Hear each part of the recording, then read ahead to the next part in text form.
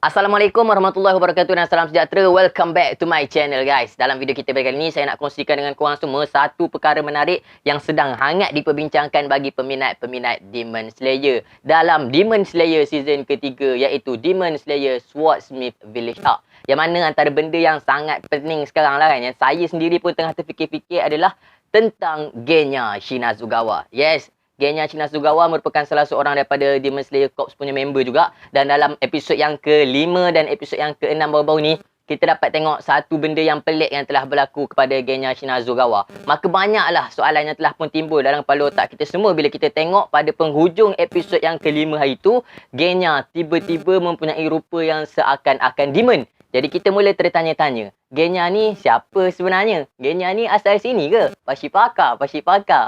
Macam tu. So ramailah mula berspekulasi yang mana yang tak baca manga lah kan. Yang mana yang tak ada maklumat, diorang tak tahu apa-apa.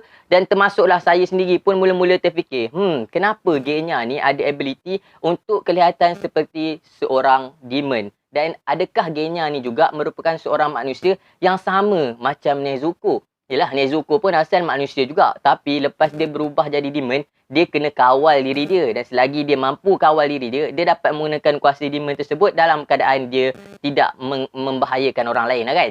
So saya pun terfikir, adakah Genya Shinazugawa ni juga pernah terjadi satu peristiwa yang sama ke atas dia seperti mana Nezuko. Dan saya yakin ramai lagi penonton-penonton yang berfikir perkara yang sama tentang persoalan ini. So, saya buat sedikit kajian dan research untuk mencari jawapan kenapa Genya ni mampu untuk kelihatan seperti seorang demon. Jadi saya kongsikan dengan korang semua dalam video pada kali ini supaya korang dah tak perlu nak buat research dah. Korang dah tak perlu nak letih-letih baca. Dan kepada korang yang tak suka spoiler, saya tahu ada je daripada kalangan kita ni yang nak cari dalam manga. Apa jawapan sebenarnya? Tapi kalau dah baca manga, memang korang akan dispoilkan tentang apa yang berlaku selepas ni. So, dalam video pada kali ini, korang jangan risau. Saya tak akan bagi korang spoiler-spoiler yang terlalu berat tentang apa yang bakal berlaku daripada kemampuan Genya Shinazugawa ni. Memang akan ada satu ataupun dua lah. Banyak benda sebenarnya. Bukan satu atau dua je. Ada beberapa benda yang sangat-sangat besar spoiler dia yang melibatkan kemampuan Genya Shinazugawa ni. Tapi saya tak mention benda tu. Saya hanya akan menceritakan kepada korang tentang apakah sebab Genya Shinazugawa mampu kelihatan seperti seorang demon dan bahkan mempunyai kemampuan yang kita dapat tengok dalam episod ke-6 baru-baru ni. Dia dapat generate diri dia apabila dicederakan. Even badan dia dah berlubang-lubang pun diserang masa tu kan. Tapi dia masih lagi berdiri dengan teguhnya. Cumanya, Genya Shinazugawa ni, yang pelik tentang dia adalah kenapa dia sangat-sangat takut ketika apa Moonfall nak serang pada bahagian tekak dia. Sebab dia kata dia tidak mampu untuk regenerate semula.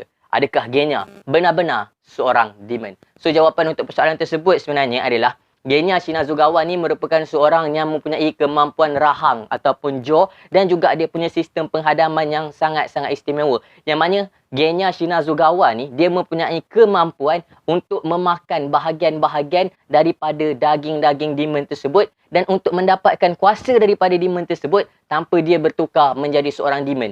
Sebab dia punya perut ni, dia punya sistem penghadaman ni boleh dikatakan luar biasa lah kan. Dan disebabkan oleh dia menggunakan tenaga daripada demon ni lah. Disebabkan oleh dia consume a part of the demon untuk mendapatkan kuasa. Dia juga dikatakan mempunyai kekurangan untuk tidak mampu menggunakan breathing teknik. Disebabkan oleh dia tak mampu untuk menggunakan breathing teknik itulah.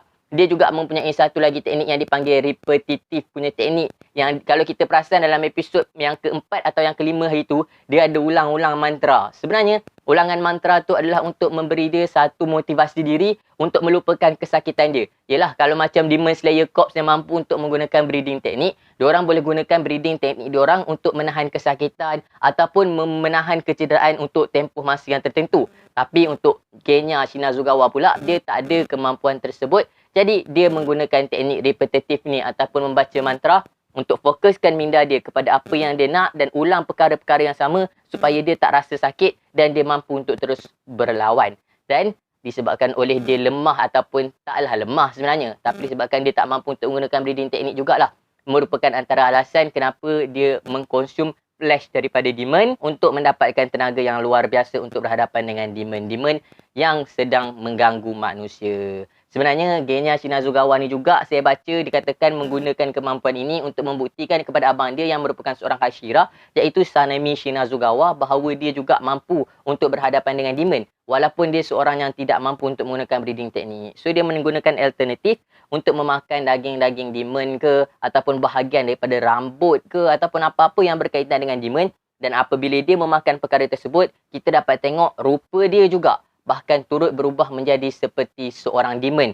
Bukan sahaja dia mendapatkan kekuatan dan kemampuan untuk regenerasi semula, bahkan kadang-kadang untuk certain keadaan, dia memang dilihat betul-betul bertukar menjadi seperti demon yang dia makan tu.